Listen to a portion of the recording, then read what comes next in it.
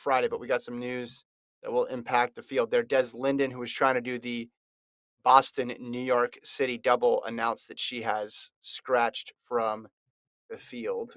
Gordon, the American field, they've had a lot of big scratches, right? Sisson out, Tuliamuk out, and now Des Linden.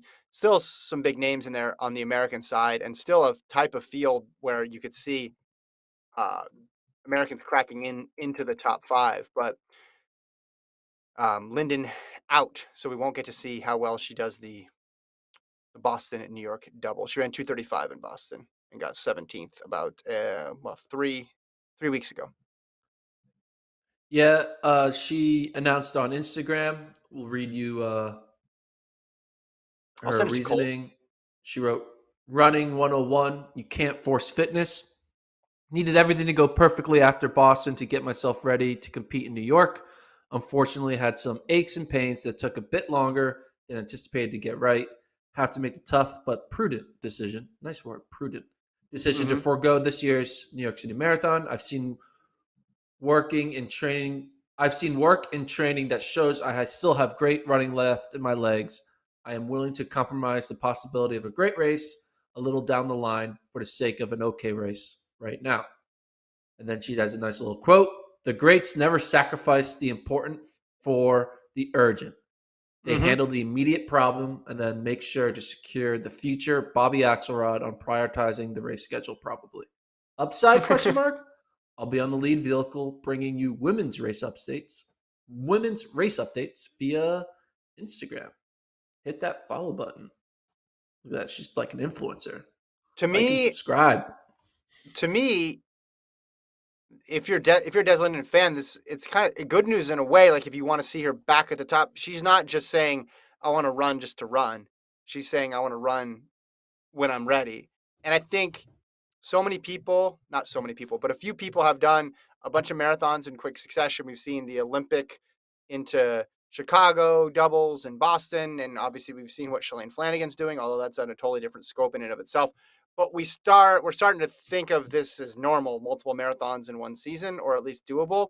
We forget it's very, very difficult. So the fact that she's trying to have a good one instead of just having two mediocre ones, I think is good. And I've said since the trials back in 2020, I think she's got another good race in her. I think she's got another top five in a major left in her. I don't know if she's going to go all the way to the Olympic trials in 2024, but I've seen Linden thrive enough to know that she can get it together one more time. So yeah, you run and your absolute best is 2:35 with someone with her qualifications. Not as meaningful as if you could wait and maybe do a real good one in the spring. And we got Boston going in the spring, right? Not London, but we have Boston going in the spring. Seems like a clear opportunity for her to jump back right into it with a full build up. Yeah, I feel like this is a subtle way of saying I'm going all in on Boston in the spring because Mm-hmm. she, she's a champion there. They're gonna give her a nice little appearance fee.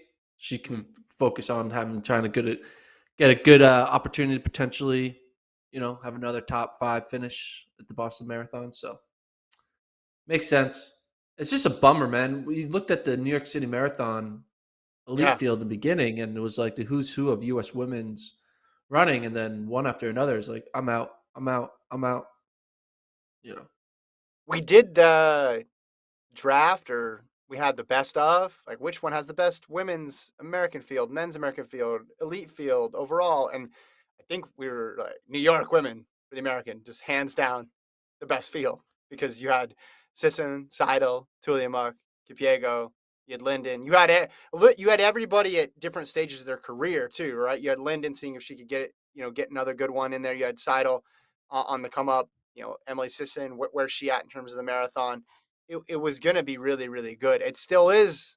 It still does have star power there. Taylor and Bruce are in there as well, but yeah, it's a lot of DNFs, and I'm sure some of that is related to multiple races, like Sisson coming back from the Olympics and Linden coming back from Boston. But yeah, still be solid. I looked at that field. because we're going to the preview on Friday, and I started doing a bunch of research yesterday. Gordon, like I said, it's very possible there's multiple Americans in top five. I'll just say that. Possible there's none as well, but it's not too deep. It's after the first couple, there's a lot of beatable people, and Molly Seidel's basically proven that she can beat most everybody in the world too. She doesn't need much help, and she doesn't need much to go her way before she can get in the top five. And all those other American women who have run, sub 228 before also have a chance too.